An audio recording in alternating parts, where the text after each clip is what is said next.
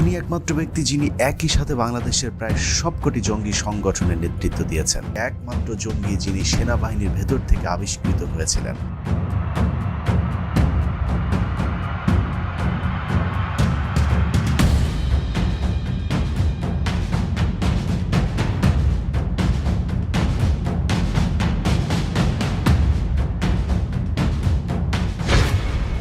আপনাকে কেন বাইকটাকে বলে দেওয়া হলো যে আপনি ওখানে যাই না?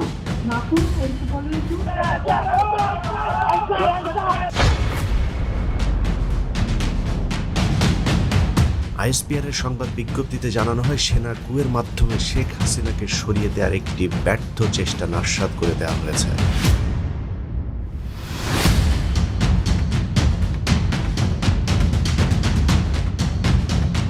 যে পরিস্থিতি ছিল ওই পরিস্থিতির শিকার হয়ে আমি এটা বলতে পারি। এটা না হলে আপনাদের অত্যাচার হয়ে যেত, আমিও তো হয়তো আয়না করে থাকতো। এই পত্রিকার মাধ্যমে বাংলাদেশের মানুষ সবচেয়ে বেশি জঙ্গিদের খবর জেনে থাকেন। আওয়ামী লীগের পথেই বাংলাদেশকে হাঁটাতে চেয়েছে মতিউর রহমানের প্রথম আলো। সুযোগ পেলে প্রথম আলো আবারও জ্বলে উঠবে। সেই আগুন সামাল দেওয়ার প্রস্তুতি এদেশের আলেম সমাজের আছে কিনা সেটা একটু ভেবে দেখার বিষয়।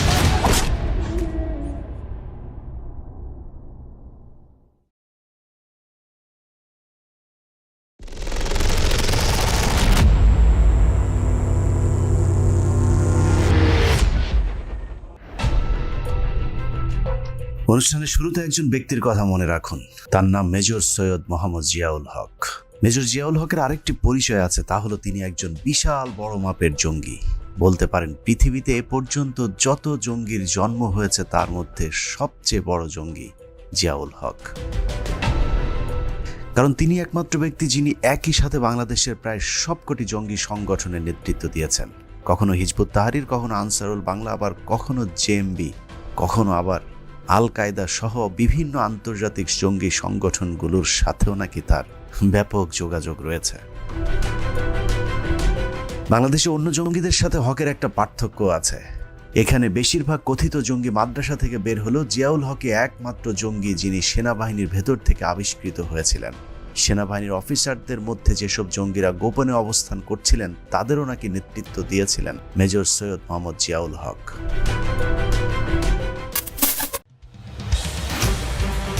মেজর থেকে জিয়া কিভাবে জঙ্গি হয়ে গেলেন সেই আলাপে একটু পরে আসব। আগে বাংলাদেশের একটি নামকরা পত্রিকা সম্পর্কে আপনাদেরকে একটু ধারণা দিয়ে আসি, কারণ আজকের অনুসন্ধানের একটি পক্ষ ওই পত্রিকাটি। এই পত্রিকার মেজর জিয়ার নামের সাথে জঙ্গি খেতাব যুক্ত হওয়ার পেছনে একটা গভীর সম্পর্ক রয়েছে। শুধু মেজর জিয়া নয়, এই পত্রিকার মাধ্যমে বাংলাদেশের মানুষ সবচেয়ে বেশি জঙ্গিদের খবর জেনে থাকেন।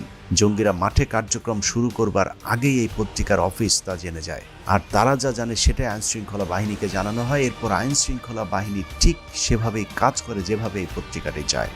আর পত্রিকাটি সেটাই চায় যেটা আমাদের পাশের দেশ ভারত চায়। যে পত্রিকার কথা বলছি তার নাম প্রথম আলো। পত্রিকাটি সম্পর্কে আপনাদের সকলেরই মোটামুটি জানা আছে, কিন্তু আজকে আপনাদের নতুন কিছু তথ্য জানাবো যেভাবে হয়তো এর আগে কখনো চিন্তা করেননি। 1998 সালের 4 নভেম্বর প্রথম প্রকাশিত হয় প্রথম আলো। মাত্র 26 বছরে তারা সবাইকে টপকে গিয়েছে, এমনকি যেসব পত্রিকা তাদের আগে যাত্রা শুরু করেছিল তাদেরকেও। ফেসবুকে তাদের এখন 22 মিলিয়নের কাছাকাছি ফলোয়ার, প্রায় 5 মিলিয়ন ফলোয়ার রয়েছে ইউটিউব চ্যানেলেও। প্রতিষ্ঠার সময় যা কিছু ভালো তার সঙ্গে প্রথম আলো স্লোগানে শুরু হয় পত্রিকাটির যাত্রা। 2008 সালে সেই স্লোগান পাল্টে রাখা হয় বদলে দাও, বদলে যাও। এরপর 2013 সালে পত্রিকাটির 15তম প্রতিষ্ঠা বার্ষিকীতে নতুন স্লোগান নির্ধারণ করা হয়, পথ হারাবে না বাংলাদেশ।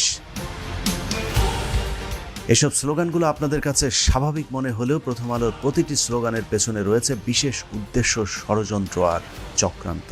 1998 সালে যা কিছু ভালো তার সঙ্গে প্রথম আলো স্লোগানের উদ্দেশ্য ছিল তৎকালীন আওয়ামী লীগ সরকার ভালো, তার সঙ্গে চলনীতিতে চলবে প্রথম আলো। এরপর পুরো বিএনপি জামাতের শাসন আমলে প্রথম আলো নতুন কোনো স্লোগান আবিষ্কার করেনি। 2008 সালে নির্বাচনের ঠিক আগে প্রথম আলো স্লোগান তোলে বদলে দাও, বদলে যাও। প্রথম আলো সে বদলে দেয়া, বদলে যাওয়ার মানে ছিল বিএনপিকে বদলে আওয়ামী লীগকে ক্ষমতায় নিয়ে আসা। এরপর আবারও 5 বছর একই স্লোগানে চলেছে প্রথম আলো। কিন্তু 2024 সালে নির্বাচনের ঠিক আগে আবারও স্লোগান দেয় পত্রিকাটি, তা হলো পথ হারাবে না বাংলাদেশ। এর স্লোগানের উদ্দেশ্য ছিল বাংলাদেশ যে পথে ছিল সেই পথেই হাঁটবে, অর্থাৎ আওয়ামী লীগ সরকারি ক্ষমতায় থাকবে। যে কারণে 2013 থেকে 2024 সাল পর্যন্ত প্রথম আলো আর কোনো নতুন স্লোগান তোলেনি, কারণ আওয়ামী লীগের পথেই বাংলাদেশকে হাঁটাতে চেয়েছে মতিউর রহমানের প্রথম আলো। প্রথম আলো আওয়ামী লীগকে যেই পথে হাঁটাতে চেয়েছে সেই পথ ধরে আমরা আমাদের অনুসন্ধানের শুরুটা করি, যে পথের প্রতিটি বাঁকে বাঁকে পাতা আছে প্রথম আলোর তৈরি করা ভয়ঙ্কর সব ফাঁদ। সেই ফাঁদে গেল 15 বছরে কমপক্ষে 50,000 ধর্মপ্রাণ দেশপ্রেমিক মুসলমানকে জেল খাটতে হয়েছে, জীবন দিতে হয়েছে অন্তত কয়েক হাজার মানুষকে। যারাই বাংলাদেশকে ভালোবেসেছে, বাংলাদেশের স্বাধীনতার চিন্তা করেছে, তাদের জন্য 15 বছরের এই দীর্ঘ পথটা ছিল ঘন কালো অন্ধকার এক মৃত্যুপরী। আমরা এই পথের শুরুটা যেখান থেকে হয়েছিল ঠিক সেখান থেকে হাঁটা শুরু করব।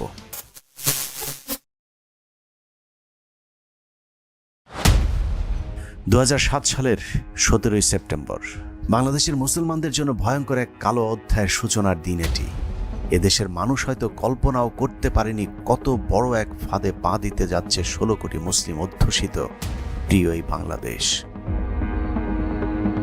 2007 সালের ওই দিন প্রথম আলোর রম্য ম্যাগাজিন আলপিনে মহানবী হযরত মুহাম্মদ সাল্লাল্লাহু আলাইহি ওয়াসাল্লামকে নিয়ে ব্যঙ্গাত্মক একটি কার্টুন প্রকাশ করা হয়। প্রথম আলো জ্ঞাত সারি কার্টুনটি প্রকাশ করেছিল কারণ তারা জানতো 90% মুসলমানের এই দেশে এরকম একটি কার্টুন ছাপলে তার ব্যাপক প্রতিক্রিয়া হবে। প্রথম আলোর সেই পরিকল্পনা সফল হয়েছিল। পত্রিকাটির ওই কার্টুনের বিরুদ্ধে সারা দেশে বিক্ষোভে ফেটে পড়েছিল বাংলাদেশের ধর্মপ্রাণ মুসলমানেরা। প্রিয় নবীজির সম্মানে মুসলমানদের সেই ক্ষোভ বিক্ষোভকে বহির্বিশ্বের কাছে ধর্মীয় উন্মাদনা হিসেবে প্রমাণ করার সেই মিশন সফল হয়েছিল প্রথম আলোর। ইসলাম ফোবিয়ায় ভুগতে থাকা পশ্চিমা বিশ্ব প্রথম আলোর সেই ট্যাবলেট ভালোভাবেই গিলেছিল। ডানপন্থীদের উত্থানের ভয় পরের বছরের নির্বাচনে গোটা পশ্চিমা বিশ্ব ভারতের মনোনীত ইসলাম বিদ্বেষী শেখ হাসিনাকে বাংলাদেশের শাসন ক্ষমতা তুলে দিয়েছিল। 2008 সালের ডিসেম্বরে নির্বাচনের পর 15 বছরের শেখ হাসিনার সরকার মূলত প্রথম আলোর 2007 সালের সেই কার্টুনের ফসল। এখন নিশ্চয়ই প্রশ্ন আসতে পারে 2008 থেকে 2024 সাল আওয়ামী লীগ ক্ষমতায় ছিল, সেখানে প্রথম আলোর কি লাভ? এই প্রশ্নের মাঝেই লুকিয়ে আছে আজকের অনুসন্ধানের সব উত্তর। আমি স্পষ্ট বলতে চাই যে প্রথম আলো পত্রিকা তাদের সামনে, ওখানে ডিবি মুনির ছিলেন এবং তার বস ছিলেন এই পুলিশের সাবেক আইজিপি। তিনি তখন ছিলেন ঢাকা মেট্রোপলিটনে, তিনি পুলিশ কমিশনার ছিলেন। তো ওনারা আমাকে একটু মনে করছিলেন হুজুর টাইপের মানুষ, হাবাগুবা টাইপের হয়তো এইভাবে ভাবছিলেন। হাত করার পরই আমাকে একটু দূরে দাঁড় করিয়েছিলেন। ওখান থেকে আমি পরিষ্কার দেখতে পাচ্ছিলাম যে প্রথম আলো পত্রিকার আমাদের সামনে লেখা, এবং শিরোনামটা আমি দেখে ফেললাম।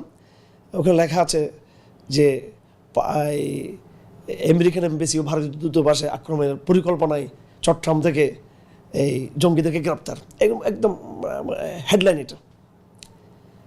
তো এরপর ধারাবাহিক যে ঘটনা ঘটলো, এই আমাকে রাতের গভীরে জিজ্ঞাসাবাদ করা হতো, বিভিন্ন সময় আমাদেরকে নিয়ে জিজ্ঞাসাবাদ করা হতো। আমার সাথে আমার স্কুলের আরও 2জন টিচার ছিলেন, কখনো সম্মিলিত কখনো একা একা আমাদেরকে জিজ্ঞাসাবাদ করা হতো। আমার সাথে যেটা করছে সেটা আমি দেখছি যে ওনারা বিভিন্ন জিজ্ঞাসাবাদের সময় বিভিন্ন মিডিয়ার সাথে তারা ফোনে আলাপ করতেন। মূলত রাজনৈতিক দল হিসেবে আওয়ামী লীগ এবং পত্রিকা হিসেবে প্রথম আলো দুটি পরিচালিত হয় ভারতের পরামর্শে। ভারতের জন্য প্রথম আলো এবং আওয়ামী লীগ একটি আরেকটির পরিপূরক। 15 বছরের যত হত্যা খুন হয়েছে তার জন্য শেখ হাসিনা যতটুকু দায়ী, প্রথম আলো ঠিক ততটুকুই দায়ী। 3 মেয়াদের শাসনে শেখ হাসিনার সরকার যতবার সংকটে পড়েছে ততবারই প্রথম আলো ত্রাণকর্তা হিসেবে ছুটে এসেছে শেখ হাসিনার পাশে। প্রথম আলোর জন্য আওয়ামী লীগের পাশে থাকার সেই পরীক্ষার শুরুটা হয় 2009 সালের বিডিআর হত্যাকাণ্ডের মধ্য দিয়ে। সেই পরীক্ষার শুরু থেকে শেষ পর্যন্ত পুরো সময় জুড়ে আওয়ামী লীগের বিপদের বন্ধু হয়ে পাশে ছিল প্রথম আলো। 2009 সালের 25 ফেব্রুয়ারি বিডিআর হত্যাকাণ্ড নিয়ে তখনও কেউ স্পষ্ট করে কিছু বলতে না পারলেও প্রথম আলো 26 তারিখের পত্রিকায় শিরোনাম করেছিলেন বিডিআর জওয়ানদের বিদ্রোহ। 26 তারিখে সেই পত্রিকাটি প্রিন্ট হয়েছে আগের রাত 12টার আগে। সেই লেখা হয়েছে নিশ্চয়ই তারও কিছুক্ষণ আগে, অথচ প্রথম আলোর প্রথম পৃষ্ঠা জুড়ে সবকটি শিরোনামে বিডিআর জওয়ানদেরকে বিদ্রোহী হিসেবে প্রতিষ্ঠিত করবার চেষ্টা করা হয়েছে। বিদ্রোহী নামে বিডিআর অফিসারদেরকে হত্যা করার এই পরিকল্পনা ছিল অত্যন্ত সুপরিকল্পিত, আর প্রথম আলোর পরিকল্পনা ছিল তার চেয়েও অনেক বেশি নিখুঁত। পত্রিকায় কি শিরোনাম হবে, কোন নিউজ হবে, কারা বিশেষজ্ঞ হিসেবে মতামত দেবেন সবই প্রস্তুত করে রেখেছিল প্রথম আলো। 25 তারিখের ঘটনায় ওই সময় সেনাবাহিনীতে যারা কর্মরত ছিলেন তারাও পরিষ্কারভাবে কিছু বলতে না পারলেও প্রথম আলোতে 26 তারিখের শেষ পাতায় তাৎক্ষণিক প্রতিক্রিয়ার কলামে মেজর জেনারেল অবসরপ্রাপ্ত আজিজুর রহমানের একটি লেখা ছাপা হয়েছিল। ভারতীয় রয়ের এজেন্ট এই আজিজ কোনো ধরনের তদন্ত ছাড়াই বলে দিয়েছিলেন এ বিদ্রোহ পঞ্জীভূত ক্ষোভের বহিঃপ্রকাশ। একই অবস্থা 27 তারিখের পত্রিকার। পরের দিনের পত্রিকাটির শিরোনাম করা হয় অবশেষে আত্মসমর্পণ। আলোচনার মাধ্যমে বিডিআরের 33 ঘন্টার শ্বাসরুদ্ধকর বিদ্রোহের অবসান। সব মিলিয়ে 26শে ফেব্রুয়ারি 2009 থেকে পরের এক মাস জুড়ে প্রথম আলো যে সংবাদ প্রকাশ করেছে তার বিশ্লেষণ করলে দাঁড়ায় বিডিআরের সৈনিক আর সেনাবাহিনীর অফিসারদের মধ্যে অপারেশন ডাল ভাত নিয়ে যে দ্বন্দ্ব ছিল সেটারই বহিঃপ্রকাশ 25 তারিখ বিডিআরের বিদ্রোহ।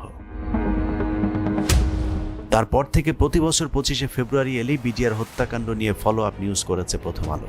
সেই নিউজগুলোর প্রতিটাতেই ইনিয়ে বিনিয়ে বোঝানো হয়েছে বিডিআরের সৈনিকরা নৃশংসভাবে অফিসারদেরকে হত্যা করেছে। এর বাইরে দেশ সেরা এই পত্রিকাটির কোনো তথ্য নেই।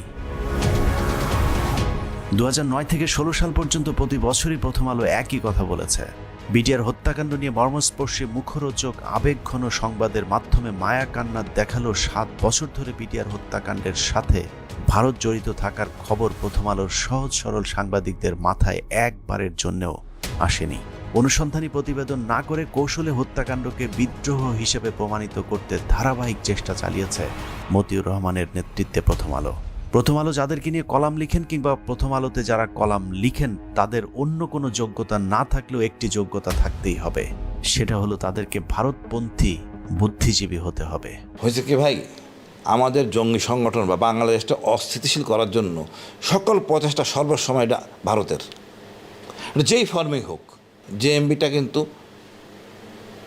আপনার ওই যে বলে না, চরমপন্থী দলকে নির্মূল করার জন্য তারা সৃষ্টি হয়। প্রথমে দর্শন ঢুকাই দেয় ভারত যে তুমি এই কাম করো, এবং তার যে এক্সক্লুসিভগুলি দেওয়া হয় পাওয়ার জেল, প্রত্যেকটার গায়ে লেখা মেড ইন ইন্ডিয়া। প্রথম আলো এতদিন ধরে যে প্রচেষ্টা চালিয়ে আসছিল ভারতের সেই পরিকল্পনাকে আরও প্রতিষ্ঠিত করতে 2017 সালে জেনারেল মইনুল ইসলামের একটি সাক্ষাৎকার ছাপা হয়। সেনাবাহিনীতে মইনুলকে সবাই জানে একজন পরিচিত ভারতীয় এজেন্ট হিসেবে, যে কারণেই বিডিআরের হত্যাকাণ্ডের পরপরই মইনুলকে বিডিআরের ডিজি হিসেবে নিয়োগ দিয়ে সব আলামত নষ্টের দায়িত্ব দেওয়া হয়েছিল। হত্যাকাণ্ডের অন্যতম মাস্টার মাইন্ড ভারতীয় গুপ্তচর মইনুলকে যে ভারত আগে থেকে বিডিআরের ডিজি বানানোর পরিকল্পনা করে রেখেছিল সেটা বোঝা যাবে। সিপাহী কর্মকর্তায় ব্যবধান ছিল শিরোনামের সাক্ষাৎকারে মইনুলের কাছে প্রথম আলোর একটি প্রশ্ন ছিল, এই হত্যাকাণ্ডের সাথে কি বিদেশি কোনো যোগসূত্র ছিল? সেই প্রশ্নে ভারতীয় চর মইনুল বলেন, বিডিআর হত্যাকাণ্ডের সাথে বিদেশের জড়িত থাকার যে অভিযোগ শোনা যায় তা ভিত্তিহীন। অপারেশন ডাল ভাতের কারণে সৈনিক আর অফিসারদের মাঝে যে দ্বন্দ্ব দেখা দিয়েছিল সেটার কারণেই নাকি বিডিআর বিদ্রোহ হয়েছিল। প্রথম আলো কি প্রশ্ন করবে সেটাও মইনুল জানে, আর মইনুল কি উত্তর দেবে সেটাও প্রথম আলো জানত। মইনুলের মতো প্রমোশন, নারী আর টাকার স্বপ্নে মাতাল হয়ে থাকা অফিসারদের কারণে ভারতীয় চক্রান্ত ভালোভাবেই বাস্তবায়ন করেছিল প্রথম আলো, কিন্তু বাধা হয়ে দাঁড়ায় অন্য আরেকটি দল।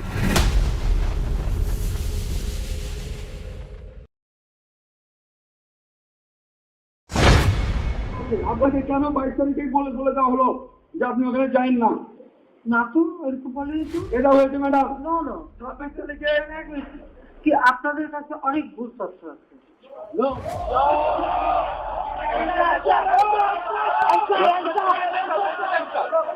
আমি আরেকটা কথা বলতে চাই মাননীয় প্রধানমন্ত্রী, যারা অত্যাচারিত হয়েছে এবং গুলি খেয়ে কখনো বেঁচেছিল, যদি তৎক্ষণাৎ সেনাবাহিনী এবং এয়ারফোর্স দিয়ে যদি সেখানে অপারেশন চালানো হতো, অনেক গুলিবিদ্ধ অফিসার বেঁচে যেত। 25শে ফেব্রুয়ারি হত্যাকাণ্ডের পর থেকেই দেশপ্রেমিক সেনাবাহিনীর আরেকটি দল ঠিকই বুঝে গিয়েছিল কারা সেনাবাহিনীর অফিসারদেরকে হত্যা করছে, পরিকল্পনা কাদের, আর কারাই বা বাইরে থেকে ইন্ধন জুগিয়েছিল। এসব জানার কারণে শেখ হাসিনার সামনে উত্তেজিত সেনা কর্মকর্তারা প্রশ্ন করেছিলেন, কেন দীর্ঘ সময় ধরে পিলখানার ভেতরে সেনা অভিযান চালাতে অনুমতি দেওয়া হয়নি। যদি তখন আপনি সেনাবাহিনী পাঠাতে ব্ল্যাক পাঠাতেন, আবার আপনার বন্ধুরা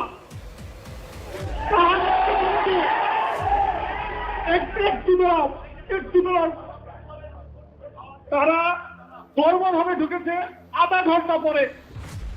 মাননীয় প্রধানমন্ত্রী মাত্র প্রথম দিকে 20 থেকে 30 জন সৈনিক হচ্ছে রাইফেল নিয়ে চারিদিকে ঘেরা ছিল, ওদের কাছে লাইভ অ্যামুনিশন ছিল না, ব্ল্যাক অ্যামুনিশন দিয়ে ফায়ার করছিল। কিন্তু আমি জানি না কেন আপনার মধ্যে কে বুদ্ধি দিল আপনার সংসদে এটা রাজনীতিক ভাবে সংশোধন করতে হবে, কেন বিদ্রোহের ঘোষণা বিদ্রোহই করতে হবে। চোখে মুখে আগুন জ্বলতে থাকা সেনাবাহিনীর এসব কর্মকর্তাদের রেখে ভারতের পরিকল্পনা যে বাস্তবায়ন করা যাবে না সেটা শেখ হাসিনা সেদিনই বুঝতে পেরেছিলেন, যে কারণে গণভবনে সেদিন যেসব সেনা কর্মকর্তারা হত্যার জবাব চেয়েছিলেন তাদেরকে এক এক করে গুম, খুন কিংবা চাকরি থেকে অব্যাহতি দেওয়া শুরু হয়। এরই মধ্যে দেশপ্রেমিক অফিসাররা বুঝতে পারেন যারা বিডিআর হত্যাকাণ্ডের প্রতিবাদ করেছিলেন তাদেরকে একের পর এক সরিয়ে দেওয়া হচ্ছে সেনাবাহিনী থেকে, আর ভারতীয় রয়ের সদস্যদেরকে তাদের জায়গায় এনে বসানো হচ্ছে। ভারতের এই ষড়যন্ত্র জানার পরই সেনাবাহিনীর কয়েকজন মিলে সিদ্ধান্ত নেন শেখ হাসিনাকে ক্ষমতাচ্যুত করতে না পারলে ভারতের হাত থেকে বাংলাদেশকে বাঁচানো সম্ভব নয়, যে কারণেই দেশের সার্বভৌমত্ব রক্ষার লক্ষ্যে সেনাবাহিনীর ওই অংশটি একটি কূ করার পরিকল্পনা করেন। স্বৈরাচার হাসিনার গেল 15 বছরের দুঃশাসন থেকে বাংলাদেশকে বাঁচানোর সেটিই ছিল প্রথম প্রচেষ্টা। দেশ বাঁচানোর সেই পরিকল্পনার নেতৃত্ব দিয়েছিলেন মেজর সৈয়দ মোহাম্মদ জিয়াউল হক, যার কথা আপনাদেরকে অনুসন্ধানের একদম শুরুতেই কিছুটা বলেছিলাম। অনুসন্ধানের এই অংশে আপনারা জানবেন জিয়া কিভাবে মেজর থেকে জঙ্গি হিসাবে আবির্ভূত হলেন। সে তথ্য খুঁজে বের করতে আমাদেরকে হাঁটতে হয়েছে জটিল সমীকরণের সুড়ঙ্গ ধরে, যেই সুড়ঙ্গের প্রতিটি পদে পদে আমরা প্রথম আলোর দেশবিরোধী সূক্ষ্ম ষড়যন্ত্র খুঁজে পেয়েছি। অত্যন্ত দুরন্তপনা একটা ছেলে, এবং আমার দেখা সুপার হিউম্যান কোয়ালিটি বলতে যেটা থাকে জিয়ার মধ্যে সেটা ছিল। যতদূর আমরা জানতে পেরেছিলাম যে পিলখানার ঘটনার পর 2009 জিয়ার কাছে, সে তখন MIST-তে পড়তো, জিয়ার কাছে এমন কিছু ইনফরমেশন ছিল যে ইনফরমেশনগুলা আমাদের বিগত সরকারকে বিপদে ফেলে দিত। 19 জানুয়ারি 2012 ISPR এর সংবাদ বিজ্ঞপ্তিতে জানানো হয় সেনা কুয়ের মাধ্যমে শেখ হাসিনাকে সরিয়ে দেওয়ার একটি ব্যর্থ চেষ্টা নস্যাৎ করে দেওয়া হয়েছে। ISPR এর দাবি ছিল কতিপয় বিপদগামী অফিসার কুয়ের চেষ্টা করেছিল এবং দেশপ্রেমিক সেনাবাহিনী সেই কু ঠেকিয়ে দিয়েছে। বাংলাদেশ সেনাবাহিনীতে এর আগেও অনেকবার কু হয়েছে, কিন্তু এই ঘটনাটিকে শুরু থেকেই প্রথম আলো জঙ্গি তৎপরতা হিসেবে প্রতিষ্ঠিত করবার চেষ্টা করেছে। কোনো তথ্য প্রমাণ ছাড়াই কুয়ের নেতৃত্বে থাকা মেজর জিয়াকে প্রথম আলো তাদের প্রতিটি সংবাদে জঙ্গি হিসেবে উল্লেখ করেছে। প্রথম আলোর সবশেষ মেজর সৈয়দ জিয়াউল হককে নিয়ে করা সংবাদগুলো যদি পর্যালোচনা করা যায় তাহলে দেখা যাবে প্রথম আলো পত্রিকাটিতে প্রকাশিত প্রতিটি সংবাদে মেজর জিয়ার নামের আগে জঙ্গি শব্দটি লেখা হয়েছে, অথচ কথিত পেশাদার একটি পত্রিকা জঙ্গি শব্দটি লিখতে দাড়ি, কমা, কোলন, সেমিকোলন কিংবা কোট আনকোট কোনো চিহ্ন ব্যবহার করেনি। সাংবাদিকতার নিয়ম অনুযায়ী কারো নামের পূর্বে খুনি, ধর্ষক, জঙ্গি এসব বিশেষণ লাগাতে হলে তাদেরকে আত্মস্বীকৃত হতে হবে অথবা তাদের বিরুদ্ধে করা অভিযোগগুলো সন্দেহাতীতভাবে প্রমাণিত হতে হবে। তাহলে মেজর জিয়া কোন পদ্ধতিতে জঙ্গি হলেন? প্রথম আলো মানুষকে কিভাবে জঙ্গি বানায় সেই কৌশল দেখতে 2022 সালের 15 ফেব্রুয়ারি মেজর জিয়ার বাবার একটি সাক্ষাৎকারের দিকে নজর দেওয়া যাক। বিকৃতভাবে উপস্থাপিত ওই সাক্ষাৎকারের শিরোনাম দেওয়া হয় জঙ্গি জিয়া সম্পর্কে বাবা, সে ছিল ধর্মান্ধ ও একরোখা। প্রথম আলোর এই সংবাদে দাবি করা হয়েছে জিয়ার বাবা প্রথম আলোকে বলেছেন তার ছেলে ছিলেন একজন ধর্মান্ধ এবং একরোখা। এবার চলুন জিয়ার বাবা আমাদের কাছে কি বলেছেন সেটা একটু জেনে আসি। আপনি বলছেন যে জিয়া হচ্ছে একরোখা এবং ধর্মান্ধ ছিল, এই বক্তব্যগুলি আপনি কোন পরিস্থিতিতে দিচ্ছেন? তখন যে পরিস্থিতি ছিল ওই পরিস্থিতির শিকার হয়ে আমি যা বলতে পারি, বিচার না হলে আপনার মানে অত্যাচার হয়ে যেত, আমি হয়তো আয়না করে থাকতাম। জিয়ার বাবার বক্তব্য অনুযায়ী প্রথম আলোর সাংবাদিক সেদিন জিয়ার বাবার সাথে যে ব্যবহার করেছিলেন সেটা সাংবাদিকতা নয়, বরং অনেকটা সন্ত্রাসীদের কায়দায় কথা বলেছিলেন জিয়ার পরিবারের সাথে। প্রথম আলোর ইচ্ছে মতো বক্তব্য না দিলে জিয়ার বাবাকে গ্রেফতার করার হুমকিও দেন প্রথম আলোর ওই সাংবাদিক। উনি বললো যে আমি সাংবাদিক, only I report against something, মানে উনি নাকি উনি বিশেষ সাংবাদিক বলে যে জানেন আপনার কিন্তু ক্ষতি হতে পারে, দেখো আপনি একটু চেক করতেছে, বুঝলেন? মানে যদি আমি মানে উনার পক্ষে আনসার না করি তাইলে আমার তো আয়না করে মানে কিডন্যাপ করে ফেলবে। মেজর জিয়াকে জঙ্গি বানাতে প্রথম আলো জিয়ার বাবাকে কয়েকটি প্রশ্ন করেছিলেন। তার মধ্যে একটি হলো জিয়া কবে থেকে নামাজ শুরু করেছেন, আর দ্বিতীয়টি জিয়া কয়টি বিয়ে করেছিলেন। প্রথম আলোর কাছে তথ্য ছিল মেজর জিয়ার প্রথম স্ত্রী ক্যান্সারে মারা যাবার পর তিনি দ্বিতীয় বিবাহ করেন। পত্রিকাটির সংজ্ঞা অনুযায়ী নামাজ পড়া এবং দ্বিতীয় বিবাহ করাটাই একজন মানুষকে জঙ্গি বলার জন্য যথেষ্ট। প্রথম আলোর পক্ষ থেকে মেজর জিয়ার বাবার কাছে ওই দিন যিনি বক্তব্য আনতে গিয়েছিলেন তার নাম শেখ সাবিহা আলম। গণজাগরণ মঞ্চের প্রোডাক্ট সাবিহা মেজর জিয়ার বাবাকে রাগ ঢাক না রেখেই সরাসরি বলেছিলেন প্রথম আলোতে তিনি কোনো সাধারণ রিপোর্টার নয়, তাকে বিশেষ বিশেষ কাজে দায়িত্ব দেওয়া হয়। প্রথম আলোর বিশেষ এই কার্য সম্পন্ন হয়েছে। পত্রিকাটির মিথ্যা রিপোর্টের পর জিয়াকে পুলিশ ও জঙ্গি হিসেবে প্রচার করতে শুরু করেছিল। পত্রিকাটির মিথ্যা রিপোর্টের কারণে জিয়া এখন পুলিশের খাতায়ও জঙ্গি হিসেবে স্থান পেয়েছে। সেই থেকে প্রায় 12 বছর ধরে খোঁজ নেই কথিত জঙ্গি জিয়াউল হকের। প্রথম আলোর একটি মিথ্যা সংবাদে তছনছ হয়ে গিয়েছে জিয়াউল হক আর তার পরিবারের পুরো জীবন। অথচ প্রথম আলোর মাধ্যমে জঙ্গি হবার আগ পর্যন্ত কি এক বর্ণাঢ্য জীবন ছিল মেজর সৈয়দ জিয়াউল হকের।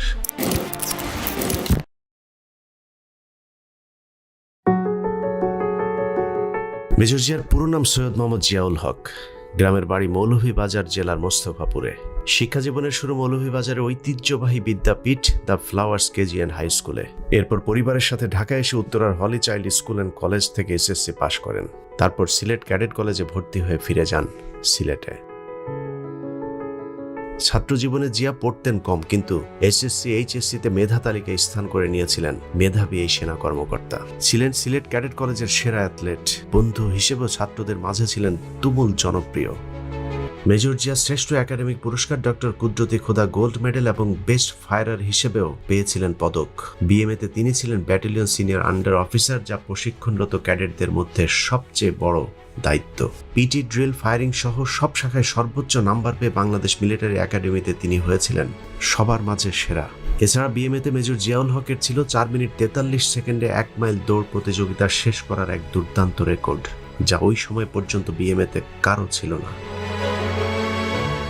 Major Ziaul Haq junior command and staff কোর্সেও প্রথম হন। যদিও ওই কোর্সে আরও 2-3টি লং কোর্সের প্রথম সারির অফিসাররা ছিলেন, জিয়া সেই কোর্সে রেকর্ড ব্যবধানে প্রথম স্থান অধিকার করেছিলেন। Major Jia was outstanding officer of 21st long course. He was sword of honor. খুঁজে খুঁজে দেখলাম একটা 3 জন ক্যাপ্টেনের পেলাম, তারা হলো আর্মিতে তাদের ক্যাপ্টেন হিসাবে বেস্ট ক্যাপ্টেন।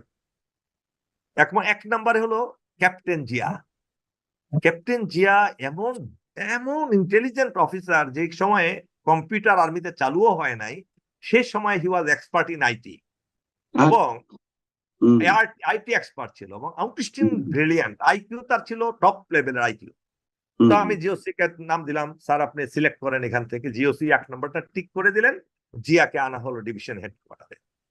তো ডিভিশন হেডকোয়ার্টার স্টাফ হিসেবে I had and everybody had very good relation. General ইয়েও বলতে পারবেন এখন, আমি যার নাম বললাম, হ্যাঁ উনিও বলতেন, উনি তো ওনার ডাইরেক্ট আন্ডারে ছিলেন এই ক্যাপ্টেন জিয়া।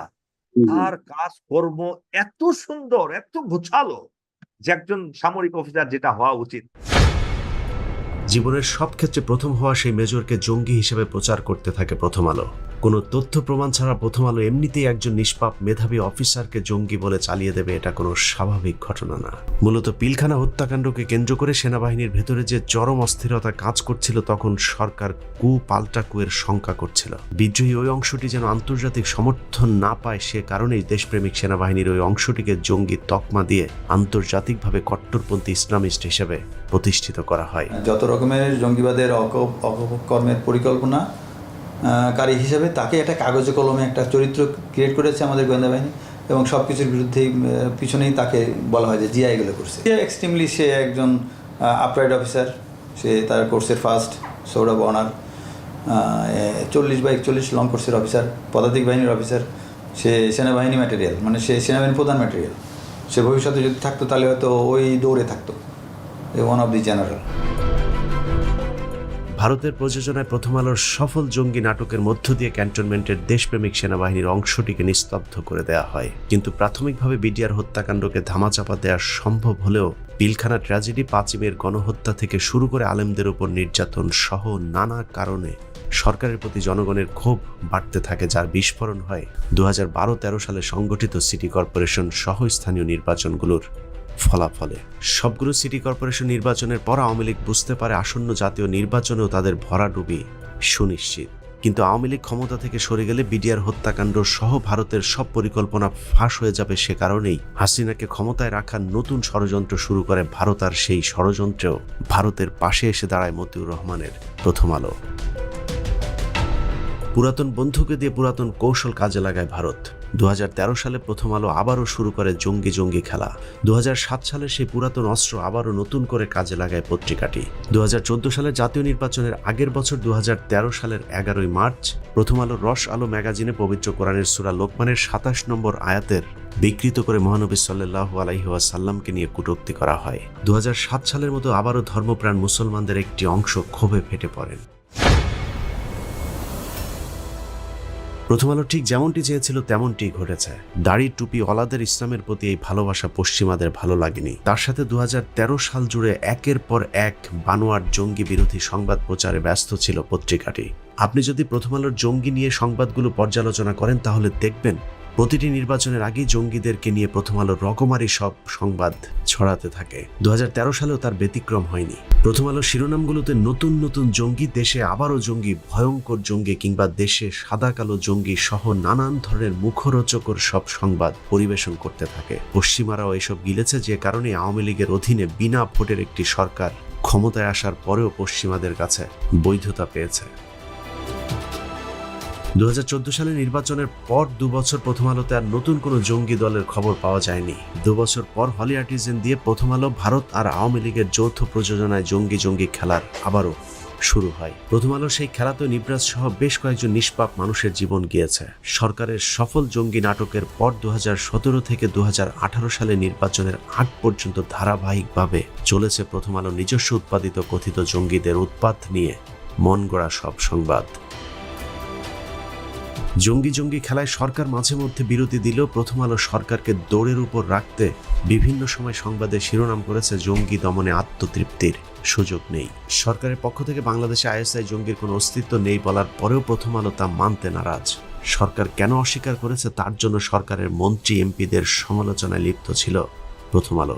যেভাবেই হোক আইএসআই কিংবা তালেবানদের সাথে বাংলাদেশের আলেমদের একটা যোগসূত্র আছে, সেটা চেষ্টা করার জন্য প্রথম আলোর চেষ্টা ছিল প্রাণান্তকর। এভাবেই পশ্চিমাদেরকে জঙ্গি জুজুর ভয় দেখিয়ে 2018 সালে দিনের ভোট রাতে করেও দিব্যি সরকার গঠন করেছে আওয়ামী লীগ। সবশেষ 2024 সালের আগে 2023 সালেও আওয়ামী লীগকে ক্ষমতায় আনতে প্রথম আলো জঙ্গি ট্রাম্প খেলেছে। 2023 সাল জুড়ে প্রথম আলো আবারও বাংলাদেশে জঙ্গিদের উত্থান বুঝাতে নানা ধরনের আজগুবি সংবাদ পরিবেশন করতে থাকে। জঙ্গি গোষ্ঠীর কেন হঠাৎ আবির্ভাব, দোষটা কার, এই শিরোনাম দিয়ে 2023 সালের শুরুটা হয় প্রথম আলোর। তারপর পুরো বছর জুড়ে চলেছে জঙ্গিদেরকে নিয়ে নানান ধরনের মিথ্যা বানোয়াট সংবাদ। কোথাও বলা হয়েছে দেশে নতুন জঙ্গি সংগঠন, কোথাও আবার আল কায়দা পন্থী বাংলাদেশি জঙ্গিদেরকে নিয়েও দুশ্চিন্তায় ছিল প্রথম আলোর মতিউর রহমান গঙেরা।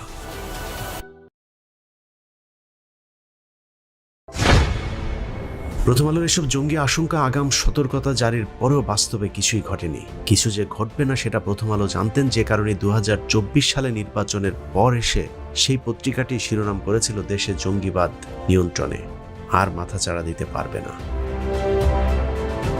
এভাবেই প্রথম আলোর সৃষ্ট কথিত জঙ্গিদের কখনো উত্থান আবার কখনো পতন হয়েছে। এই উত্থান পতনের ভয়ঙ্কর খেলায় অসংখ্য আলেমের জীবন কেড়ে নিয়েছে।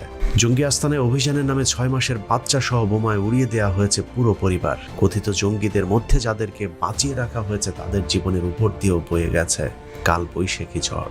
প্রথম আলোর জঙ্গি ঝড়ে ছন্ন ছাড়া হয়ে যাওয়া আলেমদের মধ্যে অন্যতম একজন মাওলানা হারুন ইজহার। 2009 সালে আওয়ামী লীগ ক্ষমতায় আসার পর থেকে কয়েক দফায় আটক হন আলোচিত এই আলেম।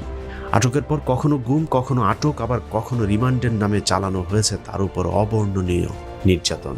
সবচেয়ে ভয়ঙ্কর বিষয় হলো তার গুম হয়ে থাকার ওই সময়টাতে বিভিন্ন সংস্থা তাকে যখন জিজ্ঞাসাবাদ করত, সেই সময় সব ক্ষেত্রে প্রথম আলোর একজন সাংবাদিক সরাসরি কিংবা টেলিফোনে যুক্ত থাকতেন। আর প্রথম আলোর সাংবাদিক যেটা প্রশ্ন করতেন সেটাই স্বীকারোক্তি হিসাবে বিভিন্ন সংবাদ মাধ্যমকে জানাতো আইনশৃঙ্খলা বাহিনীগুলো। হারুন ইজহারের মতো ঠিক একইভাবে অসংখ্য আলেমকে নির্যাতন করেছে শেখ হাসিনার ইসলাম বিদ্বেষী সরকার, যে সরকারের পুরোটা সময় জুড়ে পাশে ছিল প্রথম আলোর মতিউর রহমান। অনুসন্ধানে আমরা যতজন আলেমের সাথে কথা বলেছি সকলকেই ধরে নিয়ে জোর করে জবানবন্দি নেওয়ার চেষ্টা করা হয়েছে। অবর্ণনীয় নির্যাতনের পরেও যারা স্বীকারোক্তি দেয়নি তাদেরকে মন গড়া কল্প কাহিনী সাজিয়ে জঙ্গি হিসেবে প্রচার করেছে প্রথম আলো। আমাকে গ্রেপ্তারের পরে